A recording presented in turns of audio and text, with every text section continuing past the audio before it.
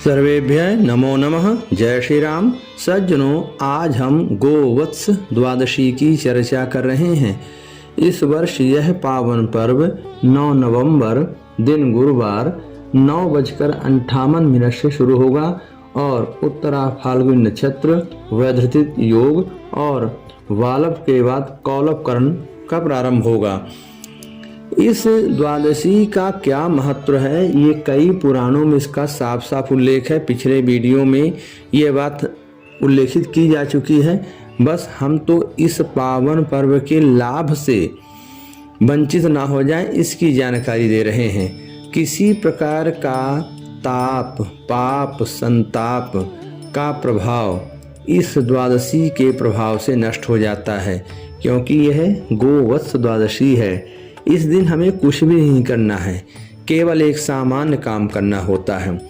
कहीं भी गौ माता हो, गौशाला में हो, सड़क में हो, कहीं भी मिल जाए, उनके पीछे कुछ कदम चलने मात्र से इस पावन पर्व का हमें लाभ मिल जाता है।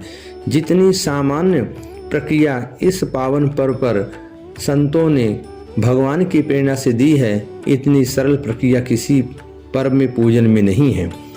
आपको कई अश्वमेध यज्ञ, वाजपेयी यज्ञों का फल मिल जाता है अगर इस दिन आप गाय को केवल प्रणाम कर लेते हैं। स्वयं शिव जी ने वरदान स्वरूप में कहा है कि गोवत्स द्वादशी के दिन जो भी कोई भक्त गौ माता को श्रद्धापूर्वक प्रणाम करेंगे तो मानो वो हमको प्रणाम कर रहे हैं। मैं उनको वरदान देता हूँ। ऐसे भक्तों के लिए मेरा हाथ हमेशा वरदान देने के लिए उठा रहता है।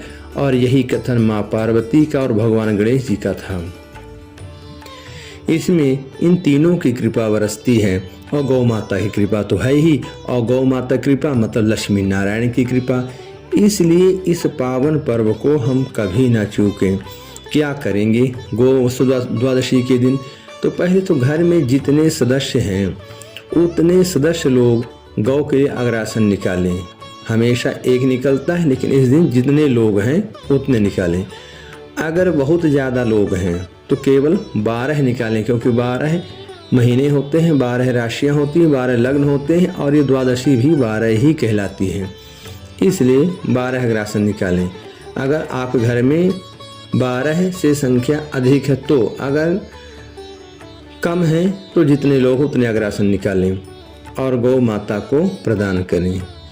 अथवा कहीं भी गौ माता के दर्शन हो तो उनको प्रणाम करें, उनकी 4 परिक्रमा कर लें अगर व्यवस्था बन जाए तो। अगर गौ माता चल रही हो तो उनके पीछे पीछे चलें। एक एक कदम आपको सैकड़ों तीर्थवास का फल देता है। और गौ माता के शरीर में जितने रोम होते हैं उतने वर्षों तक हमें वैकुंठ वास का योग बनता है। इसलिए इस दुर्लभ योग को हाथ से ना जाने दें।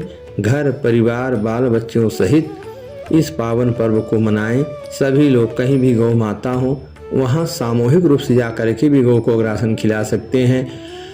और आप उनके लिए चारा, भूसा इत्यादि भी कर सकते हैं। इस दिन गौ के निमित्त जो भी किया जाता है वो अक्षय हो जाता है। उसका पुण्य किसी भी प्रकार से समाप्त ही नहीं होता। जिस प्रकार से समुद्र का जल नहीं समाप्त होता, उसी प्रकार से गोवत्स द्वादशी के दिन किया गया गौ माता के प्रति सत्कर्म, सद्व्यवहार और पुण्य कभी समाप्त नहीं होता।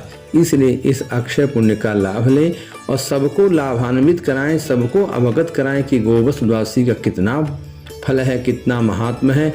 इसका पूरा फल महात्म्य जानने के लिए आपको पिछले वीडियो में जाना पड़ेगा, उसमें हमने इसका पूरा विवरण दिया है। इसलिए हम केवल इसको संक्षेप में इतना बताने की कोशिश किए हैं। गौ माता और हमारे भगवान गोपाल की कृपा सदा आपको मिलती रहे, ऐसी आशा के साथ जय श्री राम। अगले वीडियो में कुछ नई बातें लेकर के आएंगे। धन्यवाद।